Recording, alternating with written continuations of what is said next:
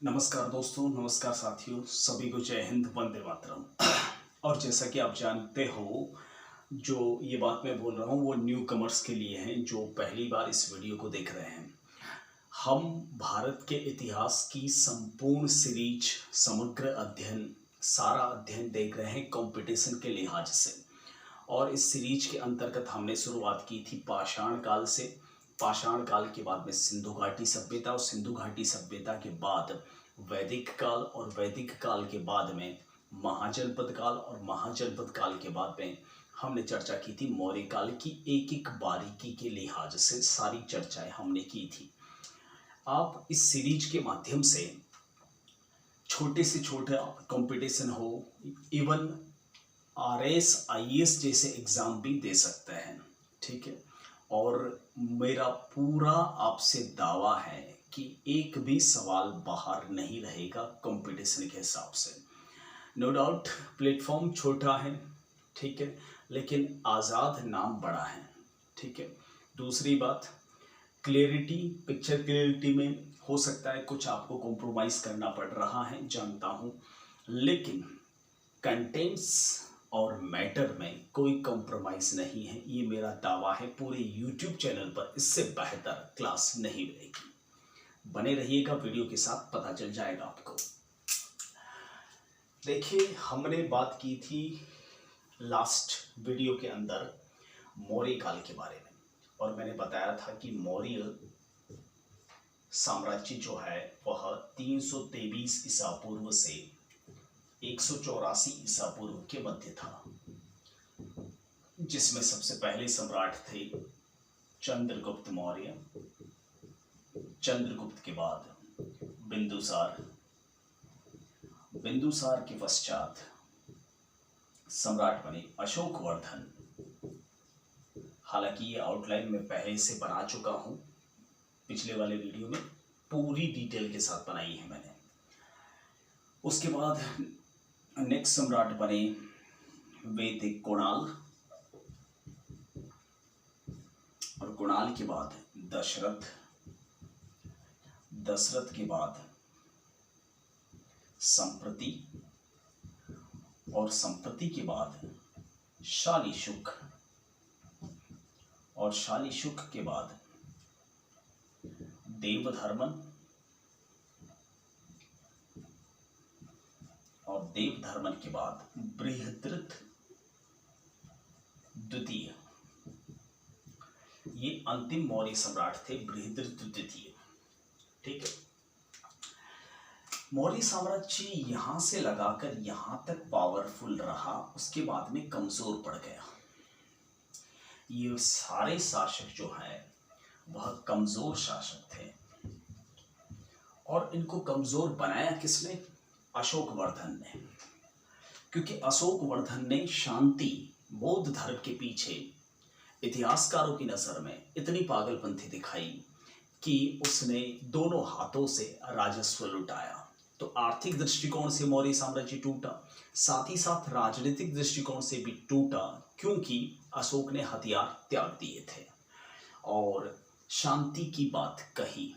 और इसी शांति की वजह से हमारे देश की शांति विदेशी उठा कर लेकर गए, ठीक है।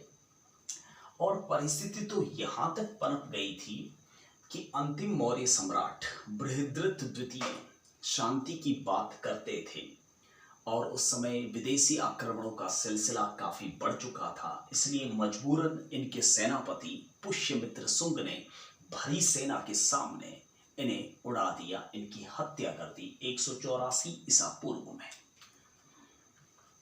चलिए बात कर लेते हैं मैप के अकॉर्डिंग। मेरे गुरुजी कहते थे कि डेट और मैप इतिहास की दो आंखें हैं। डेट नहीं आती तो काना है, मैप नहीं आता तो अंधा है। तो मैप में समझते हैं भारत की स्थिति मौर्योत्तर काल में कैसी रही, क्या अस्तित्व था भारत का, देख लेते हैं एक बार।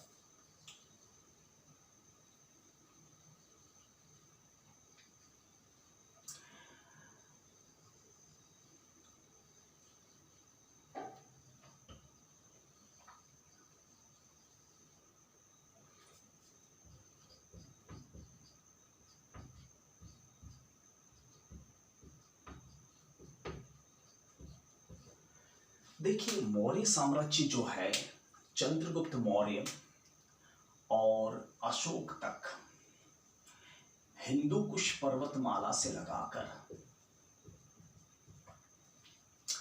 कामरूप प्रदेश यानी असम तक और नेपाल वाला हिस्सा भी सम्मिलित था। ठीक है।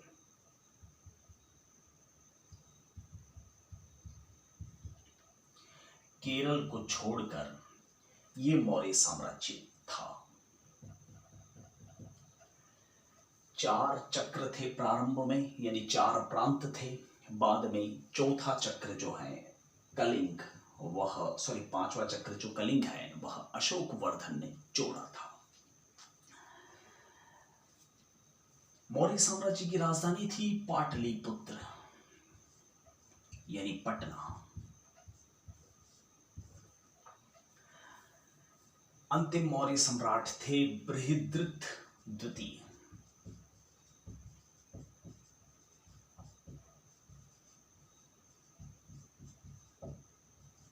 समय था 184 ईसा पूर्व।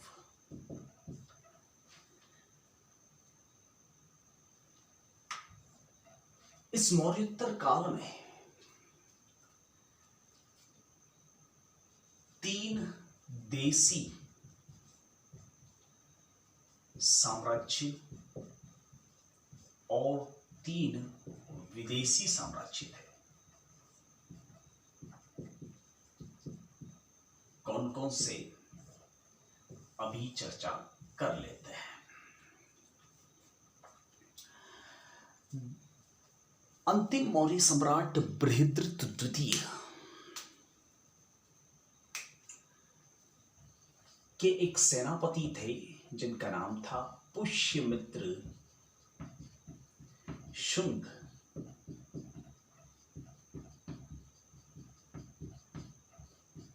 ने सेना के समक्ष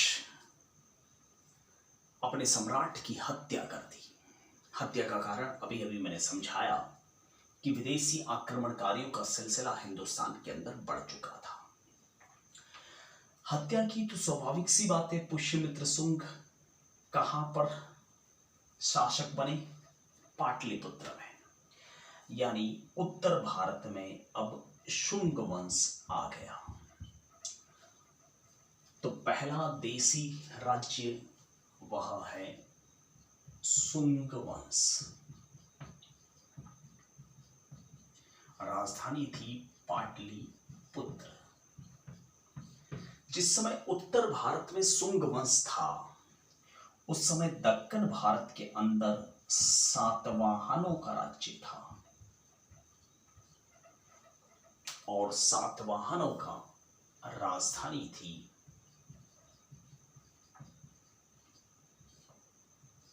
बहुत ही प्रतिष्ठान, कई बार मिलान करने से रिलेटेड दिया जाता है। और बाद में इन्होंने राजधानी बनाई थी अमरावती, जो वर्तमान में आंध्र प्रदेश की राजधानी है।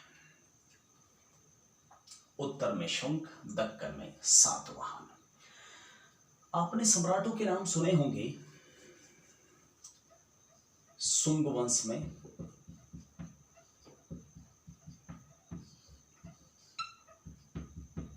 पुष्यमित्र शुंग,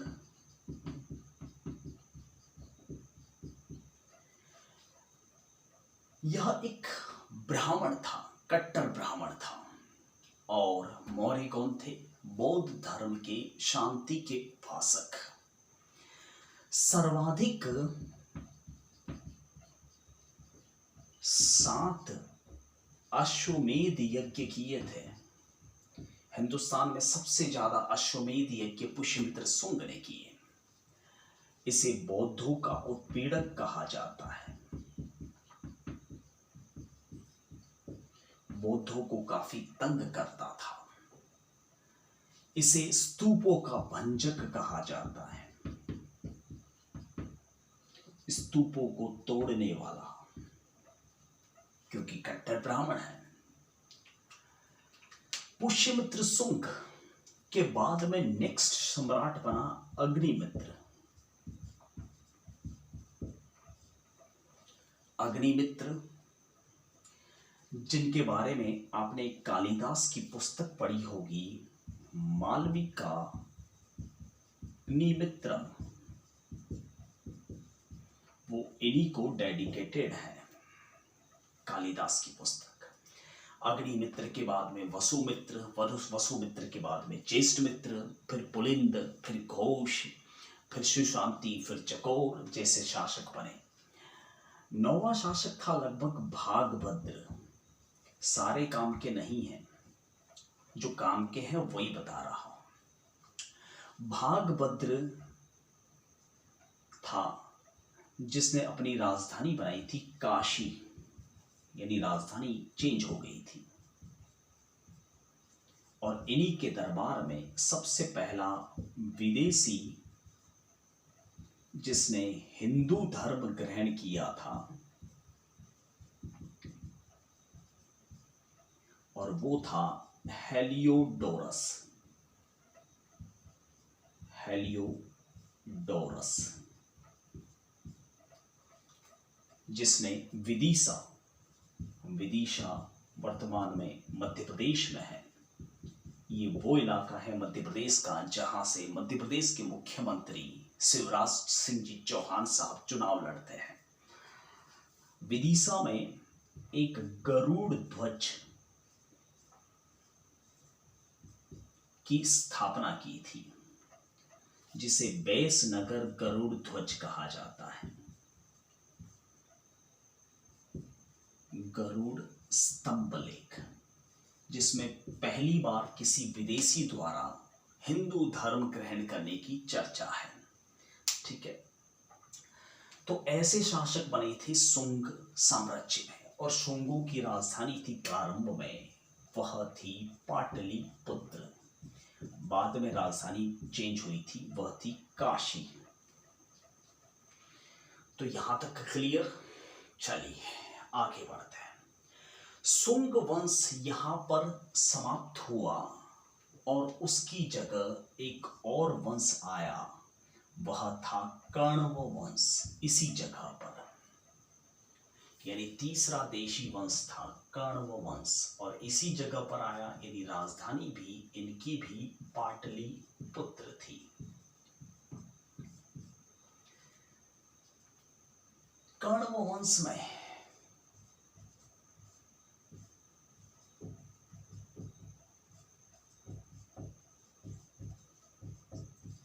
तीन शासक हुए थे, वासुदेव, भूमिमित्र, नारायण, चार शासक हुए थे, और सुशर्मा। चार शासक हुए थे। कोई रोल नहीं है इतिहास में, कोई विशेष जिक्र नहीं मिलता। आपको याद रखना है शुंग और कण्व यहां थे और उनकी राजधानी थी पाटलिपुत्र, और शुंगों में इन तीन बंदों का नाम याद रखना है। That's it. ठीक, ये थे दो देशी वंश। अब बात कर लेते हैं सातवाहनों की। स्क्रीनशॉट लेना ले लीजिए, फिर मिटा देता हूं, साथ साथ में नोट करते हुए भी चले।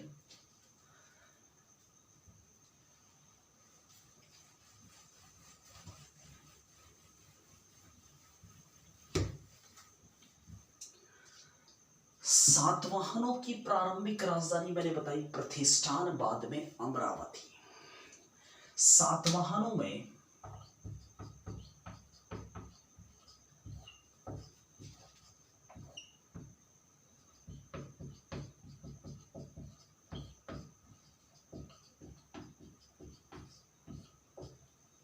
मुख्य विशेषता यह है कि इन्होंने दो बंदरगाह को विकास किया था। पहला भृगु कच्छ गुजरात में, जिसे भड़ोच कहा जाता है, भरूच, और दूसरा ताम्रलिप्ति, एक यहाँ पर और दूसरा यहाँ पर, जिसे वर्तमान में वाइजैक कहा जाता है, विशाखापट्टनम। यानी बंदरगाहों से पता चलता है कि सबसे पहले समुद्री व्यापार को प्रोत्साहन सातवाहनों ने ही दिया था, और इन्हीं बंदरगाहों से विदेशियों का व्यापार होता था और इंडिया के मसाले विदेशी ले जाते थे। यानी मसाला व्यापार को प्रोत्साहन दिया था। एक छोटी सी स्टोरी सुनाता हूं आपको, हल्की सी, सुनना उसको ध्यान से। यूरोपियन व्यापारी जब आते थे इन बंदरगाहों से, तो यहां से धन लेकर जाते थे। आपने सुना होगा भारत सोने की चिड़िया था और भारत में बहुत सारा धन था, इसलिए विदेशी अट्रैक्ट हुए, इसी स्पेशली यूरोपियन व्यापारी। तो धन भारत में सोना नहीं था, धन एग्जैक्टली यहाँ की चीजें थी। गोल मिर्च, काली मिर्च, इलायची, ये विदेशों में काफी डिमांड थी। ये था भारत का धन। और आज भी साउथ में ये काफी हद तक चीजें मौजूद हैं। हम तो बहुत सारे मसाले खाते हैं, यूरोपियन व्यापारी इन मसालों के लिए तरसते थे। वैसे भी वो डिब्बी बंद खाना खाते हैं, फास्ट फूड, पिज्जा, बर्गर वगैरह, क्योंकि वहाँ वर्ष भर ठंडा मौसम रहता है, कुछ भी विशेष नहीं उगता। जब यूरोपियन व्यापारी आते थे ना, तो यहाँ से काली मिर्च की उनके क्षेत्र में काफी डिमांड थी। और पता है, अपने देश ले जाकर यूरोपियन व्यापारी अपने देश अर्थात पुर्तगाल, इंग्लैंड, उन चीजों को ले जाते थे और वहाँ के लोगों को कहते थे, वो नाविक, वो पूछते थे स्थानीय लोग कि ये कहाँ से लाए हैं आप इतने सुगंधित मसाले। तो वो कहते थे कि काकेकस पर्वत के अंदर हमें देवता देने आते हैं, क्योंकि अगर वो बता दें तो वो भी यहाँ पहुंच जाए। और लाखों नहीं करोड़ों में कीमत थी। सोने की बजाय वो इलायची को अलमारी में रखते थे और अपनी सब्जियों में से एक इलायची जो है, एक काली मिर्च जो है, सब्जी में से खाली डुबा के निकाल देते थे। इतने सुगंधित मसाले थे। मुझे अच्छी तरह से याद है 1904 के आसपास अरब सागर के अंदर एक जहाज मिला यूरोपियन व्यापारियों का। वो जहाज डूब गया था, पता नहीं कितने सालों पहले। सारे लोगों की लाशें वगैरह सड़ गई थी। और जब उस जहाज को निकाला गया 1904 में ब्रिटिश सरकार द्वारा, तब वह जहाज यूरोपीय व्यापारियों का था। और हर व्यापारी के कंकाल के ऊपर क्या बंधा हुआ था पता है? एक पोटली बंधी हुई थी, और उस पोटली में क्या थी? काली मिर्च। इतनी बेशकीमती थी उनके लिए। यानी कुल मिलाकर सातवाहनों ने ही यूरोपियन व्यापारियों को भारत इनवाइट किया एक तरह से। इनके सिक्कों पर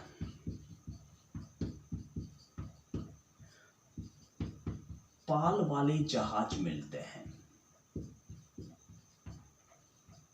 जिससे भी पता चलता है कि ये लोग समुद्र व्यापार को प्रोत्साहन देते थे। सबसे ज्यादा जो गुफाएं हैं इन्होंने बनवाई, जैसे आपने सुना होगा अजंता की गुफा, एलोरा की गुफा, एलिफेंटा की गुफा, कन्हेरी की गुफा।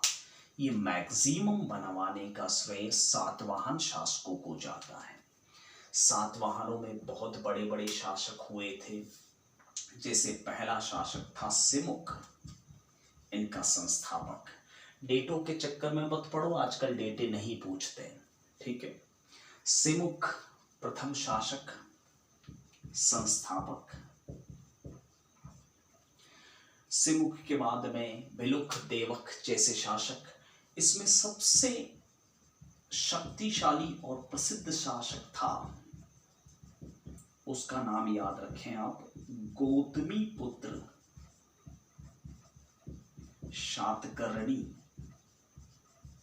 जो सबसे शक्तिशाली शासक था। इसकी भिड़ंत शक शासक नहपान से हुई थी, रुद्रदामन से हुई थी। सबसे शक्तिशाली शासक था। एक और शासक था, ये 8वां शासक था, 9वां शासक था वासिष्ठी पुत्र पुलमावी। फिर सातकर्णी थर्ड, फिर देवकी पुत्र अरिष्टनेमी जैसे शासक हुए, ठीक है। कुल 12 शासक इस राजवंश में हुए थे। देखिए यहां पर एक चीज पकड़ में आ रही है, गौतमी पुत्र, वासिष्ठी पुत्र, देवकी पुत्र, यानी ये सातवाहन जो है वह स्त्री प्रधान या मातृ प्रधान सत्ता थी इनमें। यानी सिंधु घाटी सभ्यता के बाद भारतीय राजनीति में ये दूसरा मौका है जब स्त्री प्रधान या नारी प्रधान या मातृ प्रधान सत्ता थी, मातृ सत्ता थी, और किसमें थी? सातवाहनों में थी, ठीक है। तो ये थे भारत के 3 देशी राज्य। अगले वीडियो में मैं चर्चा करूंगा 3 विदेशी राज्यों की जो मौर्योत्तर काल में हिंदुस्तान में आए थे। फिलहाल मैं इस वीडियो में आपसे विदा लेना चाहूँगा। तब तक के लिए जय हिंद, वंदे मातरम। और हाँ, पहली बार चैनल पे हैं तो सब्सक्राइब तो ज़रा कर लीजिए, और कर चुके हो तो शेयर कीजिए, और पसंद आया है तो लाइक कीजिए, ना पसंद आया तो अनलाइक कर दीजिए, लेकिन बिना फीडबैक दिए मत जाइए। और कुछ भी कंफ्यूजन हो या प्रशंसा करनी हो तो कमेंट भी कर सकते हैं। फीडबैक हर किसी को देना चाहिए, वही उसका असल इनाम होता है, ताकि वह कंटिन्यू वीडियो को करता रहे या फिर ना करे। नाउ जय हिंद, थैंक यू, वंदे मातरम।